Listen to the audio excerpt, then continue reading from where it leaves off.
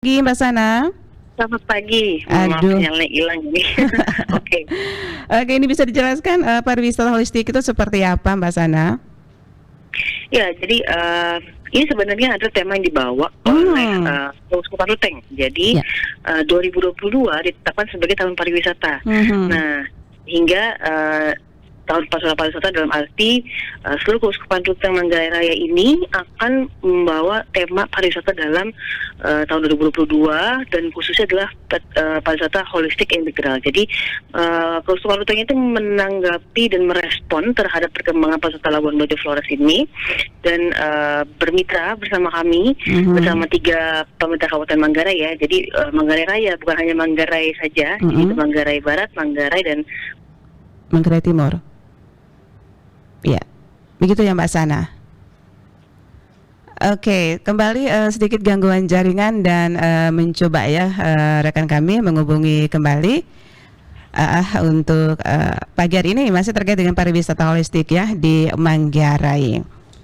Ya, dan juga tadi sempat dijelaskan oleh Mbak Sana bahwa 2020 ini dinobatkan sebagai tahun pastoral ya pariwisata holistik yang bertema berpartisipasi, berbudaya dan berkelanjut. Halo Mbak Sana, selamat pagi. Aduh. pagi. Ini. Hilang ya sebenarnya ya. Tapi lanjut dengan penjelasan tadi Mbak Sana, silakan. Ya, jadi temanya adalah 2022 tahun pastoral pariwisata dari Keuskupan Ruteng. Untuk 3 Manggarai kita akan membawa tema ini dan bermitra bersama Pemkab Manggarai, Manggarai Barat, dan Manggarai Timur. Intinya adalah bagaimana kita membangun partisipasi aktif di masyarakat sampai ke bawah gitu ya, untuk menikmati dan dapat mengisi pariwisata yang ada di Labuan Bajo Flores seperti itu. Ya, dan itu yang menjadi dasar penetapan pariwisata holistik di Manggarai ya Mbak Sana ya. Ya, karena tahun lalu kita sudah membuat MOU antara Kemenparekraf dengan Keuskupan Ruteng dan BPLBF dengan 3 Kabupaten Manggarai. Jadi kita follow up dengan menjalankan kegiatan ini bersama-sama. Oke.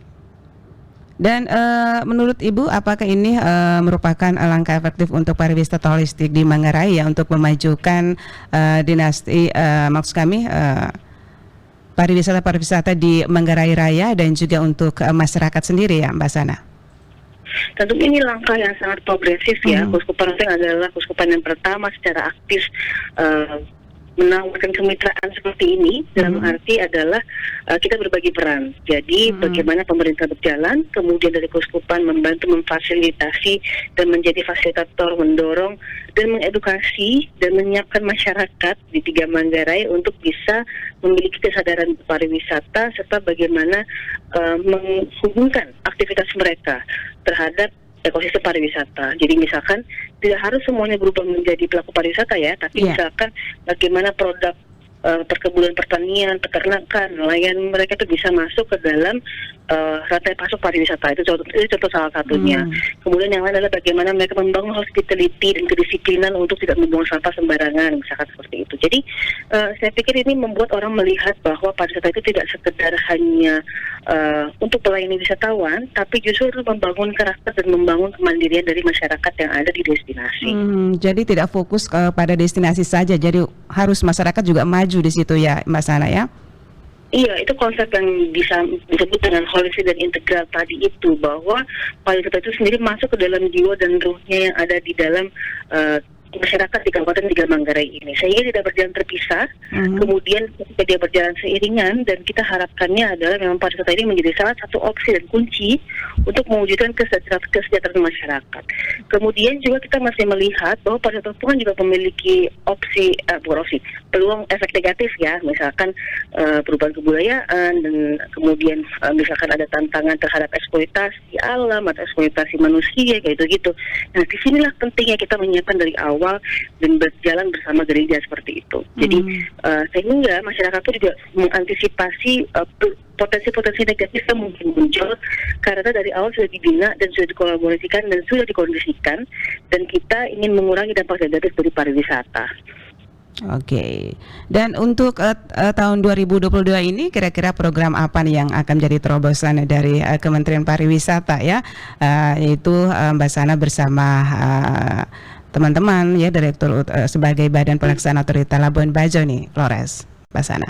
Tema 2022 untuk kami adalah pulih bersama dengan memajukan pariwisata aircraft berkelanjutan. Jadi tentunya yang utamanya adalah rebound pasca pandemi ya. Kemudian kita siapkan untuk G20 2022 di bulan Juni, Juli, dan Agustus sebagai pelaksanaan main event dan side event di Labuan Bajo, dan bagaimana gaung itu tidak hanya dinikmati oleh Labuan Bajo tapi juga sepanjang Flores, Lebata, Alor, dan Bima.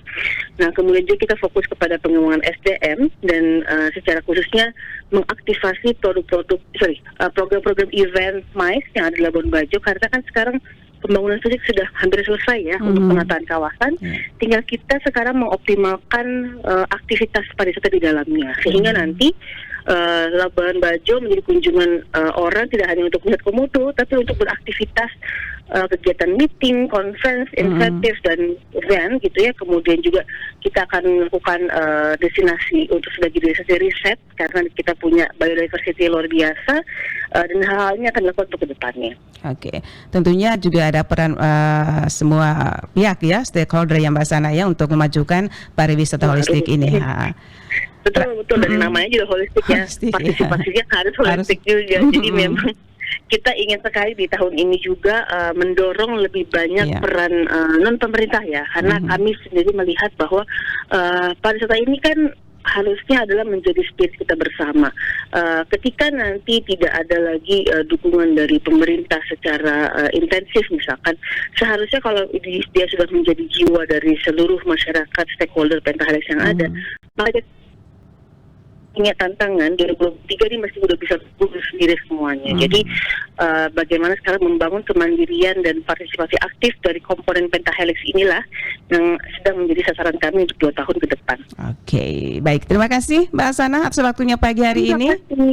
Sangat luar biasa informasinya terkait dengan kegiatan ya yang diadakan oleh Badan Pelaksana Otorita Labuan Bajo Flores. Terima kasih banyak sudah support RWD, dan terima kasih selalu mendukung percepatan bangunan pariwisata. Salam kompak Mbak Sana. Salam kompak, selamat kayukan.